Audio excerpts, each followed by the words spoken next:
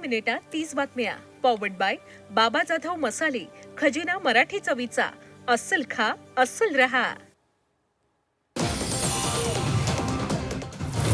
मुंबई महापालिकेच्या महापौर पदासाठीचा उमेदवारी अर्ज भरण्याची तारीख ठरली. 7 तारखेला उमेदवारी अर्ज भरणार तर 11 तारखेला निवडणूक होणार. झी 24 तासला विश्वसनीय सूत्रांची माहिती. लातूरमध्ये पंकजा मुंडेंविरोधात संताप. बाबासाहेबांच्या पुतळ्याला पुष्पहार न घातल्यानं आंबेडकरी कार्यकर्त्यांची घोषणाबाजी. परिसरात काही काळ तणावाचं वातावरण. अजित पवारांच्या श्रद्धांजलीचे बॅनर काढले. कर्जत नगरपंचायतीनं श्रद्धांजलीचे बॅनर काढल्यानं रोहित पवार संतप्त. रोहित पवारांकडून कारवाईची मागणी. सुप्रिया सुळेंची पुन्हा भावनिक पोस्ट. अजितदादांचा फोटो शेअर करत भावनिक पोस्ट. अजित पवारांच्या आठवणीतील फोटो शेअर.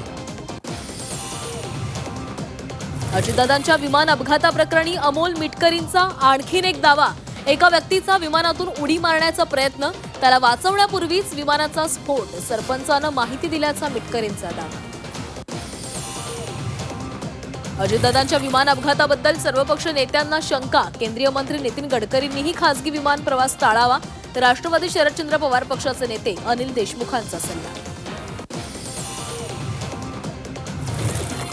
नाशिकमध्ये भाजप शहराध्यक्ष सुनील केदार यांचा तडकाफडकी राजीनामा. महापौर उपमहापौर निवडीवरून केदार नाराज असल्याची माहिती. ऐनवेळीत नावात बदल झाल्यानं केदारांचा राजीनामा. साताऱ्यामध्ये भाजप शिवसेनेमध्ये जुंपली. पाटणच्या बालेकिल्ल्यात शंभूराज देसाईंना भाजपचं थेट आव्हान. गणेश नाईक, जयकुमार गोरेंची सडकून टीका.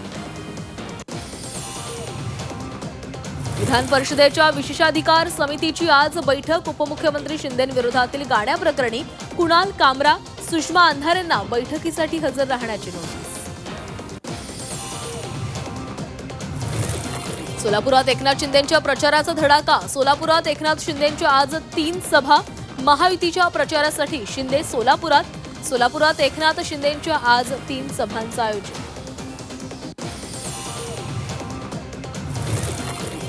चंद्रपूर महापालिकेमध्ये भाजपचाच महापौर होणार. पालकमंत्री अशोक उईके यांचा मोठा दावा. चंद्रपुरात मुनगंटीवार आणि जोरगेवारांचं लक्ष असल्याचंही विधान. नाशिकमध्ये 1.5 लाख लाडक्या बहिणी अपात्र. केवायसी प्रक्रियेनंतर 1.5 लाख अर्ज अपात्र. अर्जांची पुन्हा पडताळणी करण्याचा शासनाचा निर्णय. तुळजापूरमधील हगलूर गाव 68 वर्षांपासून पुलाच्या प्रतीक्षेत. बोरी नदीवर पूल बांधण्याची मागणी. बोरी नदीनं आतापर्यंत घेतले 7 बळी. येवल्यात कांदा उत्पादक शेतकऱ्यांचा पुणे इंदूर महामार्गावर रास्ता रोको. कांद्याचे लिलाव शेतकऱ्यांनी रोखले. कांद्याला 2,000 रुपये हमीभाव देण्याची मागणी.